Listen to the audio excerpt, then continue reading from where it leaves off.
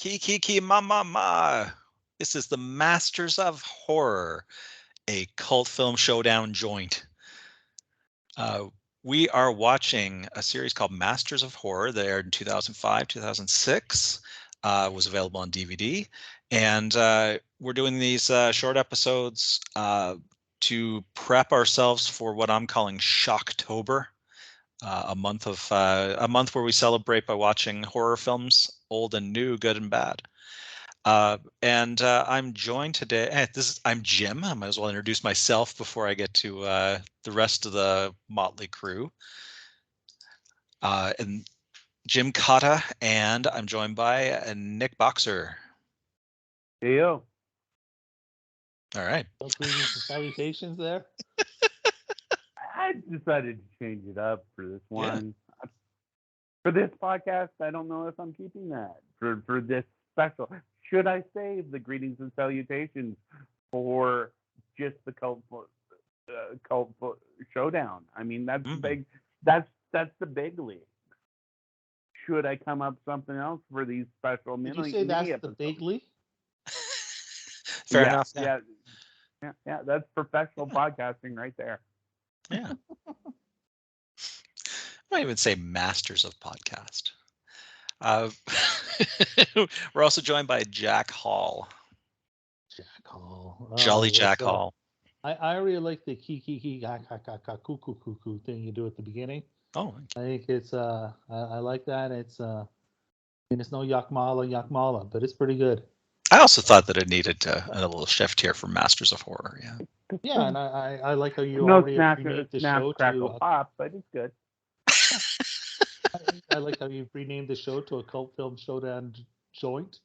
So that's did that without checking with anybody on episode 2. I'm looking forward to seeing what episode 3 will be named. I think as many characters as Twitter allows is what we'll be calling these. Holy hell! What are we talking about? All right, we are talking about Masters of Horror. So Masters of Horror was a TV series that ran 2005. We are watching the episodes in order, and the show is available on Tubi TV in the US. If you haven't listened to our previous episode, or depending on when you're listening to this, our later episodes, then do that after you listen to this one. The episode we watched for this session is called Dreams in the Witch House. And Jack, why don't you tell us about the masters involved in this? This is I want to pronounce his name right, so excuse me. Stuart Gordon. And the Mario trick doesn't always work. No, Stuart Gordon. You need maybe try the Lucky Charms guy. I bet you that'll work. Stuart Gordon. I don't know what that was. I don't know what country that came from. Yeah. Anyways, so he's best known for probably Re-animator, Stuart Gordon. I mean, this guy's a true cult film. I mean, a cult film showdown. I mean, I'm sure we'll be getting to his films. He's a true cult film icon. I mean, Re-animator, From Beyond, Dolls, is another one. He did Robot Jocks. Oh, that's a classic. I love that one. Don't leave out Castle Freak, because that's a. I was just about to say Castle Freak. The Wonderful Ice Cream Suit. The guy did a whole ton. He also wrote Honey, I Shrunk the Kids. Wow, that's a swing for the fences from based on the rest of his work. And Honey, I Blew Up the Kid, the sequel. So, I mean that's a completely. But he probably made so much money from that he could just do whatever he wanted. Fortress is another one with his name on it. Like he was originally a stage director, experimental theater, and went on to become a true cult film icon.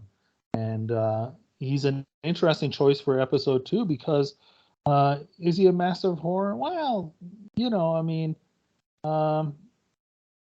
he's a master of cult film schlock, right? Is he a master of horror? Well, that's debatable, I think. So it's interesting, but I think he does a fine job with this episode. I think the original source material could just put us in here because I mean, Stuart Gordon has adapted. I think this is his fourth adaptation of Lovecraft. That's Yeah, he where did we the could Pit be and the getting the Pendulum. Yeah, and they yeah. I mean, they brand these as the director being the masters of horror, but this is our second episode and our second time that we've got a horror writer who was a master of the craft involved in the story. So this is based on an H.P. Lovecraft.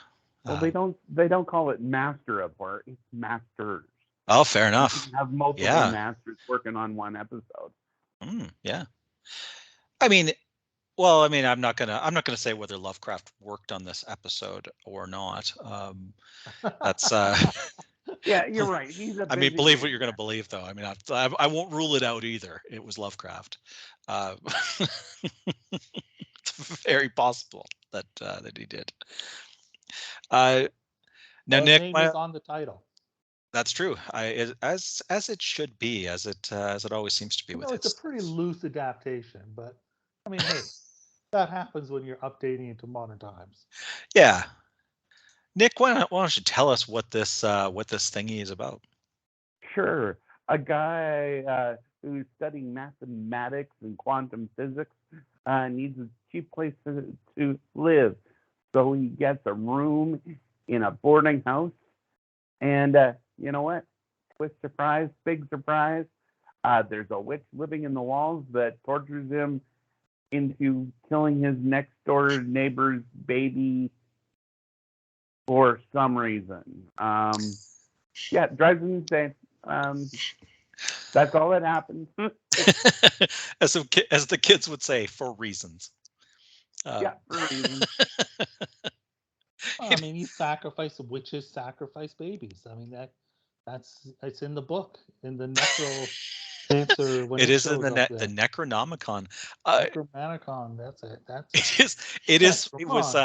It was hilarious to the Necronomicon. It was hilarious to me when the Necronomicon showed up, and my initial thought was, "Oh, they just ripped that off from Evil Dead," and then immediately I'm like, "No, that's not how this works." No, that is not how this works. H.P. Lovecraft, baby. Like when someone told me that Lord of the Rings steals from Dungeons and Dragons. Like, I think you've got cause and effect backwards there. A couple of nice little, you gotta have your Miskatonic U reference. He is studying mathematics at Miskatonic U. Wears the T-shirt throughout the film and or throughout the show, and your Necronomicon. I'm sure there's more if you knew Lovecraft more. This is a creepy little thing. Yeah, it's strange because it's again it's Stuart Gordon, so I mean he's not subtle. Mm-hmm. There's a schlock is there, with some of the characters, a bit over the top, but I mean he definitely, you can tell that he is a huge fan of the source material, and that he is careful to not, even though it is a loose adaptation, it is obvious that he really loves what he's working on here and respects it. Yeah, there's a care for Lovecraft for sure. And also, I mean, they don't file off the corners as far as it goes. I mean, Lovecraft definitely not known for happy endings. The bad get punished, but so does everyone else, so it works out. To me, watching this, I mean, I was a little disappointed just on the basis of it was way too similar to From Beyond. I mean, sure, there's no witch in From Beyond. It was a crazy dude torturing the guy in the next room. But I didn't find a lot here, and I think this is the episode they sort of skimped on the budget on, because it is just a guy in a room for most of it. They keep it to a but yeah. it just didn't pop like a lot of these episodes do to me. That there's something special. This did feel very Canadian, very cheaply produced. If it didn't have tits, I would have said it was a late night special. And I'm saying that from just I love Stuart Gordon films, and this just didn't do it for me. I didn't find anything really truly great about it. It was a good watch, but it was just a late night watch. Is the problem, Nick, that it didn't go over the top the way that From Beyond and Re-animator do? I mean, those films go so far over the top. They're really out there. Was it the fact that it had kind of that vibe, but it's restrained in a lot of ways? You think that's the problem? I think partially. I wanted that big end explosive scene, and it just wasn't there. Rat was cool. Great nudity, though. Let's give a thumbs up for the nudity. Yeah, I was surprised when the nudity happened, honestly, because watching pleasantly surprised. Well, I wasn't unpleasantly surprised for sure. The first episode, it was definitely mature, but it was the kind of mature where you could probably cut just a few seconds and make it late night network. You just take out the couple of bits of blood flowing, which is like always the cutoff for your PG. But this one, it was like, no, there's just boobs now. So let's go. That's what you're getting from now on. I think Honey, I Shrunk the Kids might be the only movie without boobs. To tell you the truth, I'd have to double check to make sure. You have to double check his record or double check Honey, I Shrunk the Kids. Let's do both.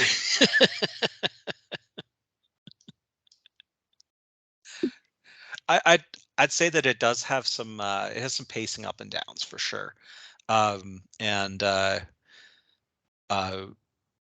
It kind of felt like they should have leaned one way or the other, like keep him more in the room, make it like isolate him more, or the other direction. That because if any other character in this was likable, I think it would have been a little bit stronger. So there's the crazy dude downstairs, and say if he had been more likable, at the last minute he was recast from Jeffrey Combs, who couldn't, from Re-animator and Star Trek. Oh, okay. And, a billion other things, and that character might have been more likable with he had done the role. He's definitely the most. I mean, he's very interesting character from the little bit you get to learn about him. He's behaves like a penitent monk at the beginning, like he's self-flagellating. One of the first scenes you see him in, but I mean, in the time they spend on the other characters get a very thin. Like, he's the guy downstairs who's weird. There's the single mom upstairs that it's never clear what her job's going to be. She's unemployed, but she is going out to apply for something, but I don't think they actually say what that job is. So that's about what she gets, is she's a single mom. Yeah. Great nudity on that. Oh yeah. That actress is very, very accomplished. She has continued to work steadily. Yeah. Including playing the president on Star Trek Discovery most recently. Oh, nice. And also series regular on The Man in the High Castle, which I really loved that show. So yeah, working actor. That's also a Vancouver. That was a Vancouver production as well. So no surprise there. Yeah, Vancouver native is what she is. Really? She's a Vancouver native. Oh, nice. Vancouver native. Nice. Vancouver's known for its great nudity. if it's known for anything. If I'm saying that the highlight of the thing was for me, great movie. I mean, I'm not gonna lie. That's probably the case. Tell us more. I mean, Jack, you haven't really talked too much about this one. Well, there's this scene where she shows up in this hood and cape and just opens it, and there's nothing there that she's wearing. And I was pretty sure I saw some stuff.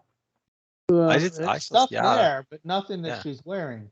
And I mean, I don't know how long that scene was. I know how long I paused it for. It's not a quick cutaway. That's appreciated, and then a nice rear shot as well, and then back to the rear. I mean, it's the same, but they might have lingered. I mean, it's like they sat there and went, the story might be a little light here. What can we do to fill up time? How about some really graphic nudity for way longer than needed? And it made the show for me. I mean, I give this one a 14 out of 10. 14 out of 100. That's what you're saying. Yeah, it's like 14 out of 100. It's like a 1 point of what? That's a 1.4, or maybe 14 out of 20. Yeah. I'd give it. Yeah. The actual thing is, I agree. The special effects, like the rat face character. I mean, it didn't look particularly good. It's funny that it not looking particularly good was creepier to me. I could see that. Yeah, like I think that was creepier than it would have been now, because it was done as like an overlay of a face on the rat, and now you do the whole thing. The whole rat would be CG now. Was anyone else sort of bothered by the fact that at any point, if any character had just come to his senses and walked out of this house, the movie would have been like negated and like any character leaves, nothing happens. Yeah, it's pretty much true. I mean, he does try and get the single mother next door to leave. He does say to her, "Your baby's in danger," and this and that, but she just thinks he's a raving madman, and she's like, "I need to live here. I can't afford any place else." Like, well, of course you can't. You're looking for a job. I mean, this be the day after he paid her rent so she could stay. That's right. That's right. You could have laughed. What is the timeline of this? Did you get any sense of how long this takes place over? Oh, no more than 48 hours tops. I think he has 2 dreams, so I assume 2 days. I'd say it feels like that, and also isn't. It really feels like they know each other better than the amount of time they spent together. That's true. Because otherwise, it'd be like morning of the second day that she asks him to stay with her kid, because she says he really likes you, which also implies that he's like actually seen the child by that point. Well, yeah. I mean, he did, put his finger in the child's hand, and the child grabbed it, and she said, "Oh, he likes you." That did happen the first time they met. So immediately, I would trust my baby with that man. Yeah, I mean, she clearly made every other choice badly, so why not start there? Yeah. Yeah, no, I would have said 2 days as well, but you bring up a good point about she did leave him with the child, and as we know, we learned from the last episode, you can sell babies in Thailand. So maybe there was a little bit more time there than I initially thought. Yeah, maybe it is pushing. I did think it was weird when she decided to leave the baby with him, but she knows nobody else. And yeah, I mean, it's do you got the landlord? That's your backup. You got your landlord and hits himself guy on the main floor. So yeah, you're really grading on a curve there. Yeah, you have to wonder what her situation was that she left and went, "Wherever I am is so bad that this will be better."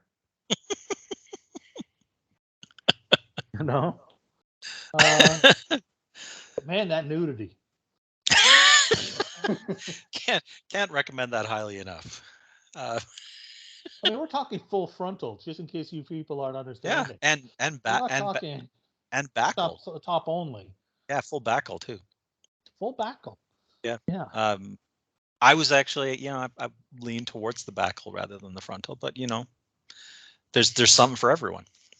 Well, I paused both and took a look.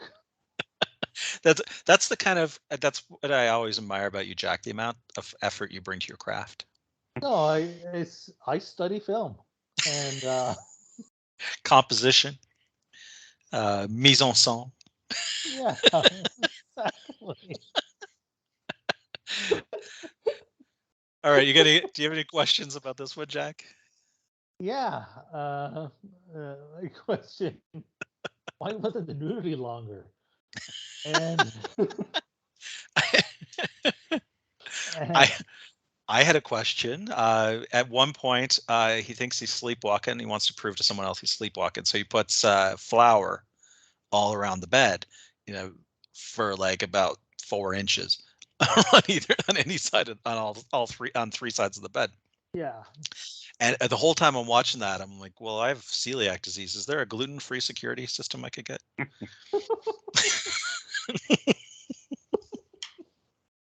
yeah, cocaine. This- That would have explained a lot. the same thing they had when they started this. I All will right. say this about the film, Mhm. or the episode. At the end, they go there in a place that nobody ever goes, and I don't recall well enough if this is in the Lovecraft original, but I'll just say it. A spoiler alert. I mean, they killed the baby, and the rule, of course, is you never kill the baby, you never kill the animal. Yeah, Right? never kill a dog. They, yeah, never kill the dog, never kill the baby. They killed the baby. Bold choice. Did it? I don't know that it had the impact that it should have. I mean, what do you guys think? It didn't. Yeah, it felt like the story was over. Like, yeah, like it Yeah, just but you didn't. still have another 5 minutes for the rat to claw itself out of our protagonist instead. Yeah. Yeah, yeah. I think it's. I think it doesn't. That part is like feels like it doesn't land. But even when he's going to sacrifice the kid, it doesn't feel like there's like it didn't feel particularly dangerous at that point either. To the point No, where the well, kid just now that you mention it. magically, like the kid's in a cage and then they go to sacrifice and then it's magically back in the cage. Like it just Yeah, goes there was back in the cage for no the reason. fight to sacrifice. The fight to sacrifice should have been really dramatic. Now that you mention it, I remember watching it going, "Eh." I mean, worst comes to worst, he kills the baby. I wrote an. You know. I, I mean, the baby was more developed than most of the other characters. So yeah, I mean I did Maybe care they about should have that. got a cuter kid. Yeah, that is the yeah. Yeah. I don't know. I mean, it should have been a really brave thing that they killed the baby, but it just yeah. I think you're right. I think it felt like the story was already over, even though it was nowhere close. Even though it's even though there's 3 more endings, it's the Return of the King of Lovecraft. Yeah. It's got to do 4 solid endings. All right. Well, unless there's anything else, Out of 10. out of 10 is 6, maybe. 3.98. This should have been a Oh, bonus feature on Hidden Pendulum or something. It doesn't really. maybe a 5.49. I'll go 5.51. Glad these aren't going in the octagon. Oh God. All right, our final score is 77,312. All right, where's that put us? What's the next episode? What is the next episode? That's an excellent question. I'm gonna tell you. I'm gonna see how long that this segment can continue. But Canada spotting in this episode of Masters of Horror. Jay Brazeau Canadian actor, stage and film, still going, 276 credits on IMDb. And very recognizable face, was in Watchmen, Insomnia, Horns, tons and tons of stuff. He always leaps off the screen whenever I see him. Canadian treasure. The next episode we'll be watching is Dance of the Dead. Dance of the Dead. That's gonna be. I can't wait for that. The next two. I mean, I'm super excited for, even though it's one of the few episodes I have seen. Not the next one, but the one following. I'm super excited because I mean, the next one's Tobe Hooper. You know, Texas Chainsaw Massacre, and from a story by Richard Matheson. Oh, I've just gotten into Richard Matheson, actually. Yeah, I read The Incredible Shrinking Man over the summer, which is an incredible book. The screenplay's by his son, so. Oh wow! All right, it should be a blast. I can't wait to get to the next one, Dance of the Dead. Once again, multiple masters. Again, yeah, There's you're right. More masters in that episode than there is all of Masters of Science Fiction. All right. So we're going to be continuing this for as long as we can handle it. Masters of Horror. Again, you can watch these on Tubi. They're about 50 minutes an episode, so watch ahead, and then you can listen to. You can yell at your podcast app about how wrong we are or how right we are. We take either one because we can't, actually hear it. Or leave comment on YouTube. We'll read definitely. Yeah, definitely leave a comment on YouTube. And even if you hate it, especially even if you hate us. Yeah, like honestly, if those you entertain us the most. Yeah, like we get more entertainment out of the negative, and according to the algorithm, it's the same. Like every comment's just a comment, and if you get into an argument about us, that's just more comments. So, yeah. like, subscribe, and hassle. So Cult Film Showdown is on YouTube at Cult Film Showdown. Also, we are on Instagram, Cult Film Showdown, and we're sponsored by WeTalkPodcasts.com. And they are a fantastic podcast network that hosts many, many excellent podcasts like We Talk Comics and We Talk Music, and the First Take Network. Fresh Take Network. Mine was better. I tend to agree, actually. And We Talk Podcasts is also on Facebook, and they're on Twitter. And we are on Patreon at Cult Film Showdown. Support the nonsense we do. And if we get enough Patreon, we're going to make T-shirts. That'll be the growth of our branding. We can't afford the outlay for T-shirts, so we're going to have to do the Patreon first, and then. And I think he's just been canceled, so we may have to switch our Gary Busey level of support on Patreon. We'll see if maybe he actually gets cheaper and we can lower that level. That's my dream support there on Patreon is the Gary Busey level, where we will get Gary Busey to do a cameo for podcast. That's there's only one available. We want you to just be the sponsor of it. And so next episode will be Masters of Horror, Dance of the Dead. Originally aired 11 November 2005. And we are going to keep heading into our Shocktober. Yeah.